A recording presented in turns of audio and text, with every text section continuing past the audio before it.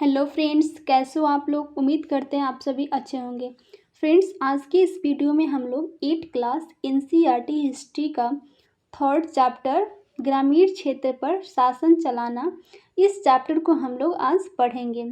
और इसके next video में हम लोग इस चैप्टर से रिलेटेड जितने भी वन लाइनर प्रश्न जो कि एग्ज़ाम पॉइंट ऑफ व्यू से रिलेवेंट होंगे उसको हम लोग देखेंगे।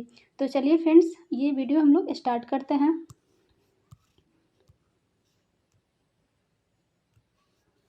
कंपनी दीवान बन गई। फ्रेंड्स, यहाँ कंपनी दीवान बन गई कहने का क्या आशा है। तो ब्रिटिश कंपनी जो थी वो उसे बंगाल का भू राजस्व प्राप्त करने का अधिकार दे दिया गया। तो यहाँ पर लिखा है कंपनी दीवान बन गई। दीवान का मतलब फ्रेंड्स रुपए पैसे से होता है। इस तरह से हम लोग इसे वर्ड को याद रखेंगे। 12 अगस्त 1765 को मुगल बादशाह ने ईस्ट इंडिया कंपनी को बंगाल का दीवान तैनात किया। उस समय मुगल बादशाह कौन थे? तो शाह आलम द्वितीय थे। इस बात की पूरी संभावना है कि यह घटना जो है मुट्ठी भर अंग्रेजों और हिंदुस्तानियों की मौजूदगी में रॉबर्ट क्लाइव के तंबू में घटी होगी। लेकिन ऊपर दिए गए चित्र में इस घटना को एक भव्य समारोह के रूप में दिखाया गया है।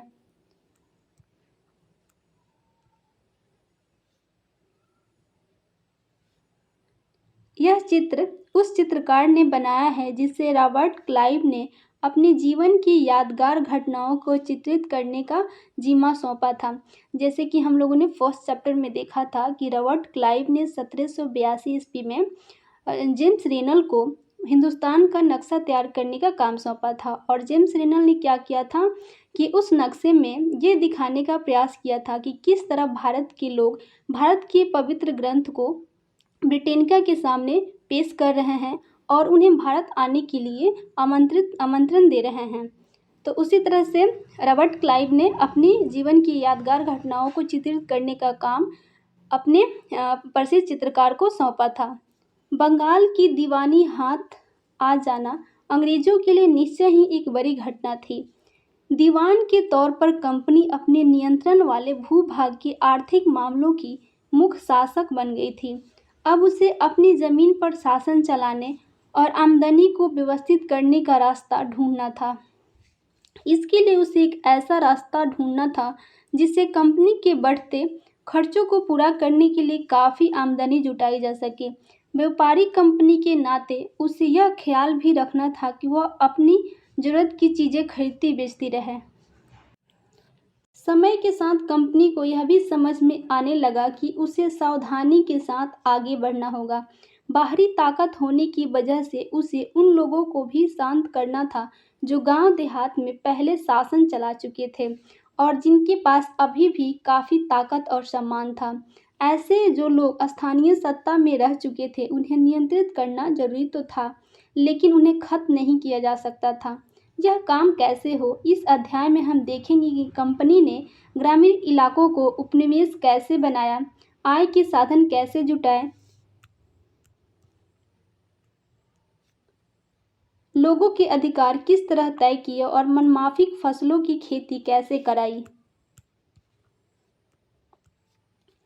कंपनी की आमदनी। कंपनी दीवान तो बन गई थी लेकिन अभी भी खुद को एक व्यापारी ही मानती थी। कंपनी भारी भरकम लगान तो चाहती थी लेकिन उसके आकलन और वसूली की कोई नियमित व्यवस्था करने में हिचकिचा रही थी। उसकी कोशिश यह थी कि वह ज़्यादा से ज़्यादा राजस्व हासिल करे और कम से कम कीमत पर बढ़िया सूती और रेशमी कपड़े खरीदे। इसी कारण 5 साल के भीतर बंगाल में कंपनी द्वारा खरीदी जाने वाली चीज़ों का मूल्य जो था दोगुना हो चुका था। 1765 से पहले कंपनी ब्रिटेन से सोने और चांदी का आयात करती थी और इन चीज़ों के बदले सामान खरीदती थी। अब बंगाल में इकट्ठा होने वाले पैसे से ही निर्यात के लिए चीज़ें खरीदी जा सकती थी। जल्दी ही यह जाहिर हो गया कि बंगाल की अर्थव्यवस्था एक गहरे संकट में फंसती जा रही है। कारीगर गांव छोड़कर भाग रहे थे क्योंकि उन्हें बहुत कम कीमत पर अपनी चीज़ें कंपनी को जबरन बेचनी पड़ती थी। किसान अपना लगान नहीं चुका पा रहे थे, कारीगरों का उत्पादन गिर रहा था और खेती चौपट होने की स्थिति में थी। 1770 में पड़े अकाल ने बंगाल में 1 करोड़ लोगों को मौत की नींद सुला दिया। इस अकाल में लगभग 1/3 आबादी समाप्त हो गई। खेती में सुधार की जरूरत। अगर अर्थव्यवस्था संकट में थी तो क्या कंपनी अपनी राजस्व आय के बारे में अस्वस्थ रह सकती थी? कंपनी के ज्यादातर अफसरों को यह लगने लगा था कि जमीन में निवेश करना और खेती में सुधार लाना बहुत जरूरी है। यह काम किस तरह किया जा सकता था? इस सवाल पर 2 दशक तक बहस चली। आखिरकार कंपनी ने 1793 में अस्थायी बंदोबस्त लागू किया। इस बंदोबस्त की शर्तों के हिसाब से राजाओं और तालुकदारों को जमींदारों के रूप में मान्यता दी गई। उन्हें किसानों से लगान वसूलने और कंपनी को राजस्व चुकाने का जिम्मा सौंपा गया। उनकी ओर से चुकाई जाने वाली राशि अस्थायी रूप से तय कर दी गई थी। इसका मतलब यह था कि भविष्य में कभी भी उसमें इजाफा नहीं किया जाना था। अंग्रेजों को लगता था कि इससे उन्हें नियमित रूप से राजस्व मिलता रहेगा और जमींदारों को जमीन में सुधार के लिए खर्च करने का प्रोत्साहन मिलेगा। उन्हें लगता था कि क्योंकि राज्य की ओर से राजस्व की मांग बढ़ने वाली नहीं थी, इसलिए जमींदार बढ़ते उत्पादन से फायदे में रहेंगे। अब अस्थायी बंदोबस्त की समस्या। मगर अस्थायी बंदोबस्त ने समस्या पैदा कर दी। कंपनी के अफसरों ने पाया कि अभी भी जमींदार जमीन में सुधार के लिए खर्चा नहीं कर रहे थे। असल में कंपनी ने जो राजस्व तय किया था वह इतना ज़्यादा था कि उसको चुकाने में जमींदारों को भारी परेशानी हो रही थी। जो जमींदार राजस्व चुकाने में विफल हो जाता था उसकी जमींदारी छीन ली जाती थी। बहुत सारी जमींदारियों को कंपनी बाकायदा नीलाम कर चुकी थी। 19वीं सदी के पहले दशक तक हालात बदल चुके थे। बाजार में कीमतें बढ़ी और धीरे धीरे खेती का विस्तार होने लगा। इससे जमींदारों की आमदनी में तो सुधार आया, लेकिन कंपनी को कोई फायदा नहीं हुआ, क्योंकि कंपनी तो हमेशा के लिए राजस्व तय कर चुकी थी। अब वह राजस्व में वृद्धि नहीं कर सकती थी। लेकिन जमींदारों को अभी भी जमीन की बेहतरी में कोई दिलचस्पी नहीं थी। उनमें से कुछ तो बंदोबस्त के शुरुआती सालों में ही अपनी जमीन गंवा चुके थे। जो बचे रह गए थे अब उन्हें भी बिना परेशानी और निवेश का खतरा उठाए आमदनी की उम्मीद दिखाई दे रही थी। जब तक जमींदार किसानों को जमीन देकर उनसे लगान वसूल करते थे, उन्हें जमीन में सुधार की परवाह नहीं थी। दूसरी तरफ गांवों में किसानों को यह व्यवस्था बहुत दमनकारी दिखाई। किसान को जिन लोगों को लगान चुकाना था वह बहुत ज़्यादा था और ज़मीन पर उसका अधिकार सुरक्षित नहीं था। लगान चुकाने के लिए अक्सर महाजन से कर्जा लेना पड़ता था। अगर वह लगान नहीं चुका पाता था तो उसे पुश्तैनी ज़मीन से बेदखल कर दिया जाता था। महाल। ब्रिटिश राजस्व दस्तावेजों में महाल एक राजस्व इकाई थी। यह एक गांव या गांवों का एक समूह होती थी। एक नई व्यवस्था। 19वीं सदी की शुरुआत में ही कंपनी के बहुत सारे अधिकारियों को इस बात का यकीन हो चुका था कि राजस्व बंदोबस्त में दोबारा बदलाव लाना जरूरी है। जब कंपनी को शासन और व्यापार के अपने खर्चे चलाने के लिए और पैसे की जरूरत हो तो वह अस्थायी रूप से राजस्व तय करके काम कैसे चला सकती है। बंगाल प्रेसिडेंसी के उत्तर पश्चिमी प्रांतों, इस इलाके का ज़्यादातर हिस्सा अब उत्तर प्रदेश में है। उत्तर पश्चिमी प्रांतों के लिए हॉल्ट मैकेंजी नामक अंग्रेज ने एक नई व्यवस्था तैयार की, जिसे 1822 ईस्वी में लागू किया गया था। मैकेंजी को यह विश्वास था कि उत्तर भारतीय समाज में गांव एक महत्वपूर्ण सामाजिक संस्था है और उसको बचाए रखना चाहिए। उसके आदेश पर कलेक्टरों ने गांव-गांव का दौरा किया, जमीन की जांच की, खेती की माप की और विभिन्न समूहों के रीति रिवाजों को दर्ज किया। गांव के एक खेत के अनुमानित राजस्व को जोड़कर हर ग्राम समूह से वसूल होने वाले राजस्व का हिस्सा लगाया जाता था। इस राजस्व को अस्थायी रूप से तय नहीं किया गया, बल्कि उसमें समय समय पर संशोधन की गुंजाइश रखी गई। राजस्व इकट्ठा करने और उसे कंपनी को अदा करने का जिम्मा जमींदार की बजाय गांव के मुखिया को सौंप दिया गया और इस व्यवस्था को माहलवारी बंदोबस्त कहा गया। मुनरो व्यवस्था। ब्रिटिश नियंत्रण वाले दक्षिण भारतीय इलाकों में भी अस्थायी बंदोबस्त की जगह नई व्यवस्था अपनाने का प्रयास किया जाने लगा। वहाँ जो नई व्यवस्था विकसित हुई उसे रैयतवार या रैयतवारी का नाम दिया गया। कैप्टन अलेक्जेंडर रीड ने टीपू सुल्तान के साथ चले युद्धों के बाद कंपनियों द्वारा कब्जे में लिए गए कुछ इलाकों में इस व्यवस्था को आजमा कर देख भी लिया था। टॉमस मुनरो ने इस व्यवस्था को विकसित किया और धीरे धीरे पूरे दक्षिण भारत पर यही व्यवस्था लागू कर दी गई। रीड और मुनरो को लगता था कि दक्षिण में परंपरागत जमींदार नहीं थे, इसलिए उनका तर्क यह था कि उन्हें सीधे किसानों से ही बंदोबस्त करना चाहिए जो पीढ़ियों से जमीन पर खेती करते आ रहे हैं। राजस्व आकलन से पहले उनके खेतों का सावधानीपूर्वक और अलग से सर्वेक्षण किया जाना चाहिए। मुनरो का मानना था कि अंग्रेजों को पिता की भांति किसानों की रक्षा करना चाहिए। नई व्यवस्थाएं लागू होने के बाद महज कुछ साल के भीतर ही उनमें समस्याएं दिखाई देने लगी। जमीन से होने वाली आमदनी बढ़ाने के चक्कर में राजस्व अधिकारियों ने बहुत ज़्यादा राजस्व तय कर दिया था। किसान राजस्व चुका नहीं पा रहे थे, रैयत गांवों से भाग रहे थे, बहुत सारे क्षेत्रों में गांव वीरान हो गए थे। आशावादी अफसरों को उम्मीद थी कि नई व्यवस्था किसानों को संपन्न, उद्यमशील किसान बना देगी, लेकिन ऐसा हुआ नहीं। यूरोप की फसलें। अंग्रेजों ने यह भी महसूस किया कि ग्रामीण इलाके न केवल राजस्व प्रदान कर सकते हैं, बल्कि वहां यूरोप की ज़रूरतों के हिसाब से सही फसलें भी पैदा की जा सकती है। 18वीं सदी के आखिर तक कंपनी ने अफीम और नील की खेती पर पूरा जोर लगा दिया था। इसके बाद लगभग 150 साल तक अंग्रेज देश के विभिन्न भागों में किसी न किसी फसल के लिए किसानों को मजबूर करते रहे। बंगाल में पटसन, असम में चाय, संयुक्त प्रांत जो कि उत्तर प्रदेश को कहा जाता है, उसमें गन्ना, पंजाब में गेहूँ, महाराष्ट्र व पंजाब में कपास, मद्रास में चावल। यह कैसे किया गया? अंग्रेजों ने अपनी ज़रूरत की फसलों की खेती को फैलाने के लिए कई तरीके अपनाए। आइए इस तरह की फसल उत्पादन की ऐसी एक पद्धति को अच्छी तरह से समझें। क्या रंग का भी कोई इतिहास है? यहाँ पर चित्र 5 और चित्र 6 में सूती कपड़े के छापों की 2 तस्वीरें दी गई है। बाईं तरफ जो कि यह है तस्वीर में भारत में आंध्र प्रदेश के बुनकरों द्वारा बनाए गए कलमकारी छापे दिखाई दे रहे हैं। दूसरी तरफ ब्रिटेन के प्रसिद्ध कवि और कलाकार विलियम मॉरिस द्वारा बनाए गए फूल वाले छापे दिखाई दे रहे हैं। यहाँ पर है फ्रेंड्स, दोनों में ही गहरे नीले रंग का इस्तेमाल किया गया है। इसे आमतौर पर नील कहा जाता है। क्या आप जानते हैं कि यह रंग किस तरह से पैदा किया गया है? इन छापों में आपको जो नीला रंग दिखाई दे रहा है वह नील नाम के एक पौधे से निकाला जाता था।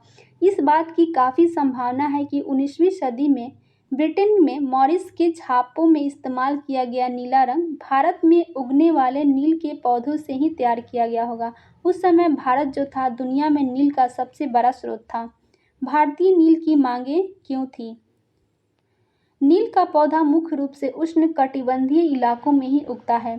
13वीं सदी तक इटली, फ्रांस और ब्रिटेन के कपड़ा उत्पादक कपड़े की रंगाई के लिए भारतीय नील का इस्तेमाल कर रहे थे।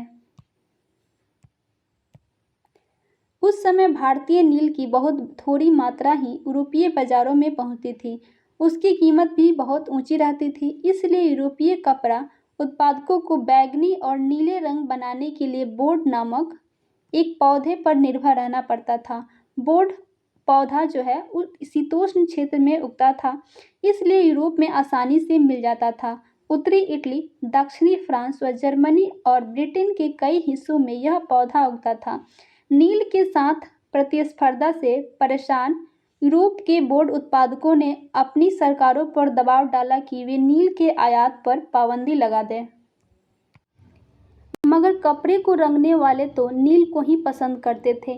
नील से बहुत चमकदार नीला रंग निकलता था, जबकि बोर्ड से मिलने वाला रंग जो था बेजान और फीका होता था। 17वीं सदी तक आते आते यूरोपीय कपड़ा उत्पादकों ने नील के आयात पर लगी पाबंदी में ढील देने के लिए अपने सरकारों को राजी कर लिया। कैरिबियाई द्वीप समूह स्थित सेंट डोमिंगो में फ्रांसीसी, ब्राज़ील में पुर्तगाली, जमैका में ब्रिटिश और वेनेजुएला में स्पेनिश लोग नील की खेती करने लगे। उत्तरी अमेरिका के भी बहुत सारे भागों में नील के बागान सामने आए थे। 18वीं शताब्दी के आखिर तक भारतीय नील की मांग और बढ़ गई। ब्रिटेन में औद्योगिकरण का युग शुरू हो चुका था और उसके कपास उत्पादन में भारी इजाफा हुआ। अब कपड़ों की रंगाई की मांग और तेजी से बढ़ने लगी। जब नील की मांग बढ़ी, उसी दौरान वेस्ट इंडीज और अमेरिका से मिलने वाला आपूर्ति अनेक कारणों से बंद हो गई। 1783 से 1789 के बीच दुनिया का नील उत्पादन आधा रह गया था। ब्रिटेन के रंगरेज जब नील की आपूर्ति के लिए बेचैनी से किसी और स्रोत की तलाश करने लगे थे। यह नील कहाँ से मिल सकता था? भारत में ब्रिटेन की बढ़ती दिलचस्पी। यूरोप में नील की बढ़ती मांग को देखते हुए ईस्ट इंडिया कंपनी भी भारत में नील की खेती बढ़ाने के रास्ते ढूंढने लगे।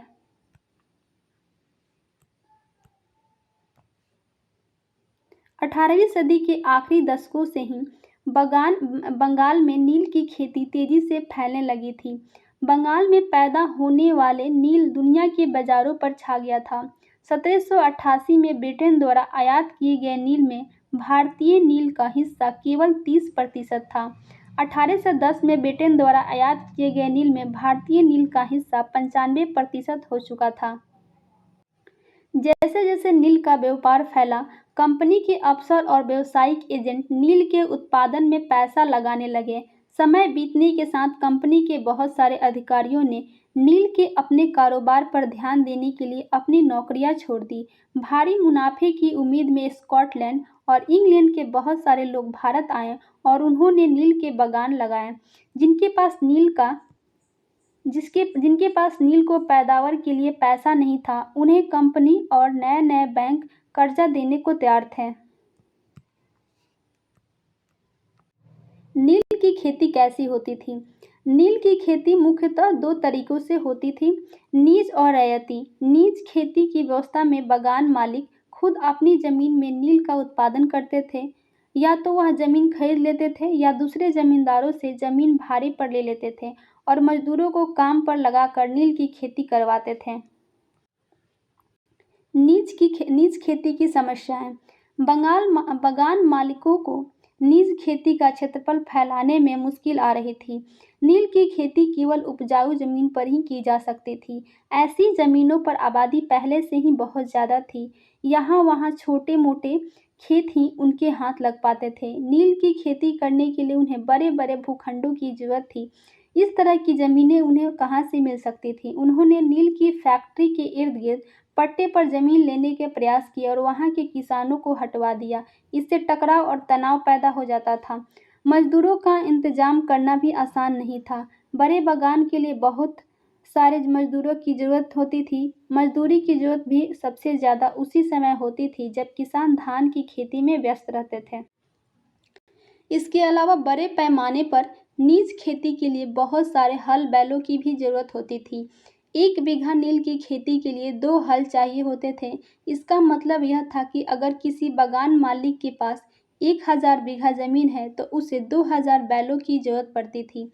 हलों को खरीदना और उनका रख रखाव एक बड़ी समस्या थी।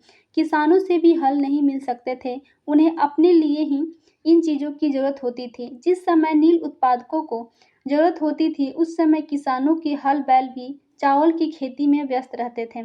19वीं सदी के आखिर तक बागान मालिक नीज खेती का क्षेत्रफल फैलाने में हिचकिचाते थे। इस व्यवस्था के तहत नील की पैदावार वाली 25% से भी कम जमीन आती थी। बाकी जमीन रैयती व्यवस्था के अंतर्गत थी। रैयतों की जमीन पर नील की खेती। रैयती व्यवस्था के तहत बागान मालिक रैयतों के साथ एक अनुबंध सट्टे करते थे। कई बार वे गांव के मुखियाओं को भी रैयत की तरफ से समझौता करने के लिए बाध्य कर देते थे। जो अनुबंध पर दस्तखत कर देते थे, उन्हें नील उगाने के लिए कम ब्याज दर पर बागान मालिकों से नगद कर्जा मिल जाता था। कर्जा लेने वाले रैयत को अपनी कम से कम 25% जमीन पर नील की खेती करनी होती थी। बागान मालिक बीज और उपकरण मुहैया कराते थे, जबकि मिट्टी को तैयार करने, बीज बोने और फसल की देखरेख करने का जिम्मा काश्तकारों के ऊपर रहता था। जब कटाई के बाद फसल बगान मालिक को सौंप दी जाती थी तो रैयत को नया कर्जा मिल जाता था और वही चक्र दोबारा शुरू हो जाता था। फ्रेंड्स, इस चित्र में दिखाया गया है कि किस तरह से रैयत जो थे वो नील की खेती किया करते थे। यहाँ पर आप लोग देख सकते हैं। जो किसान पहले इन कर्जों से बहुत आकर्षित थे, उन्हें जल्दी ही समझ में आ गई कि यह व्यवस्था कितनी कठोर है। उन्हें नील की जो कीमत मिलती थी वह बहुत ही कम थी और कर्जों का सिलसिला कभी खत्म ही नहीं होता था। समस्याएं और भी थी। बगान मालिक चाहते थे कि किसान अपने सबसे बढ़िया खेतों में ही नील की खेती करें, लेकिन नील के साथ परेशानी यह थी कि उसकी जड़ें बहुत गहरी होती थी और मिट्टी की सारी ताकत खींच लेती थी। नील की कटाई के बाद वहां धान की खेती नहीं की जा सकती थी। नील विद्रोह और उसके बाद मार्च 1859 ईस्वी में बंगाल के हजारों रैयतों ने नील की खेती से इनकार कर दिया। जैसे जैसे विद्रोह फैला, रैयतों ने बगान मालिकों को लगान चुकाने से भी इनकार कर दिया। वे तलवार, भाले और तीर कमान लेकर नील की फैक्ट्रियों पर हमला करने लगे। औरतें अपने बर्तन लेकर लड़ाई में कूद पड़ी। बगान मालिकों के लिए काम करने वालों को सामाजिक बहिष्कार कर दिया गया।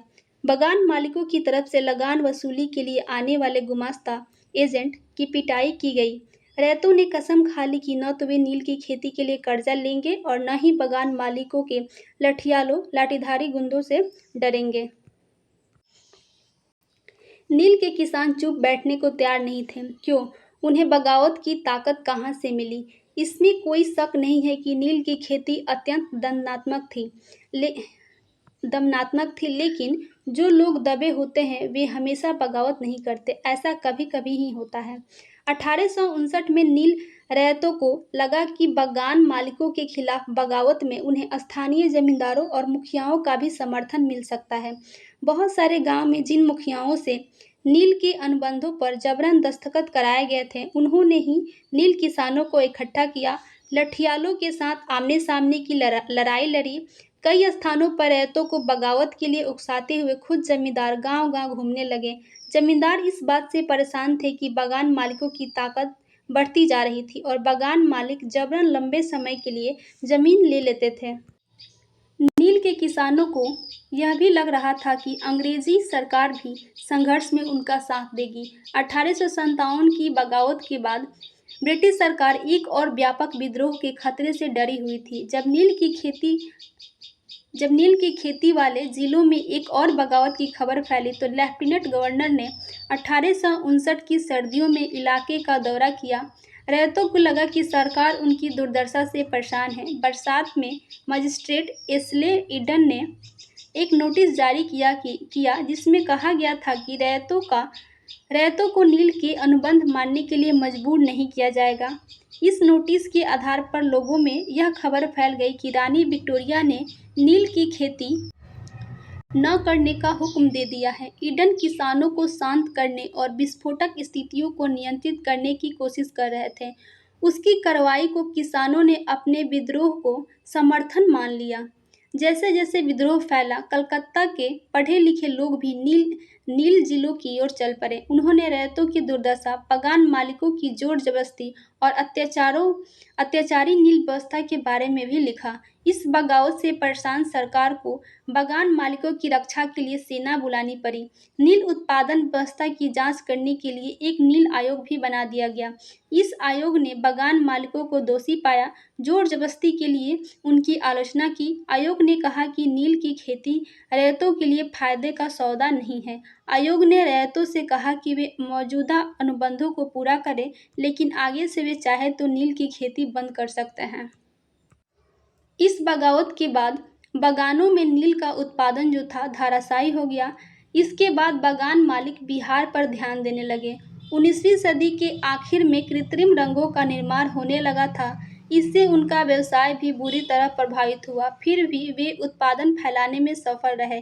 जब महात्मा गांधी दक्षिण अफ्रीका से लौटे तो बिहार के एक किसान ने उन्हें चंपारण आकर नील किसानों की दुर्दशा को देखने का न्योता दिया। और 1917 में महात्मा गांधी का यह दौरा नील बागान मालिकों के खिलाफ चंपारण आंदोलन की शुरुआत थी। तो फ्रेंड्स, महात्मा गांधी को चंपारण आने का न्योता किसने दिया था, ये आप लोग कमेंट बॉक्स में लिखकर बताएंगे।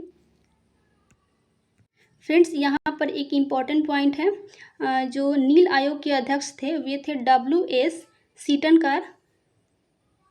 तो फ्रेंड्स, यहीं पर ये 3rd चैप्टर समाप्त होता है। यहाँ पर कुछ क्वेश्चंस है, उसको भी हम लोग कर लेते हैं। यहाँ पर मैच ऑफ द फ्लोइंग है। रैयत, रैयत जो थे उसका अर्थ होता है किसान, महाल, ग्राम समूह, नीज। रैयतों की जमीन पर खेती,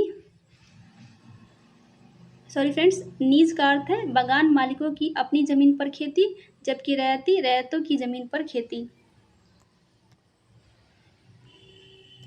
यहाँ पर फिल इन द ब्लैंक्स वाला भी क्वेश्चन हम लोग कर लेते हैं। यूरोप में बोल्ड उत्पादकों को डैश से अपनी आमदनी में गिरावट का खतरा दिखाई देता था। तो फ्रेंड्स, ये भारतीय नील से उनकी आमदनी में गिरावट का खतरा दिखाई देता था। नेक्स्ट है 18वीं सदी के आखिर में ब्रिटेन में नील की मांग डैश के कारण बढ़ने लगी थी। तो फ्रेंड्स, ब्रिटेन में औद्योगिकरण के कारण कपास का उत्पादन तेजी से हुआ, जिसके कारण कपड़ों की रंगाई के लिए ब्रिटेन में भारतीय नील की मांग काफ़ी तेजी से बढ़ने लगी थी। नेक्स्ट है फ्रेंड्स, डैश की खोज से नील की अंतर्राष्ट्रीय मांग पर बुरा असर पड़ा। इसका आंसर आप लोग कमेंट बॉक्स में लिखेंगे। नेक्स्ट है चंपारण आंदोलन डैश के खिलाफ था। तो फ्रेंड्स, चंपारण आंदोलन महात्मा गांधी जी के द्वारा शुरू किया गया था और यह जो था नील उत्पादन के खिलाफ था। तो फ्रेंड्स, आज के लिए बस इतना ही। नेक्स्ट वीडियो में हम लोग इसके 1 लाइनर प्रश्न को देखेंगे।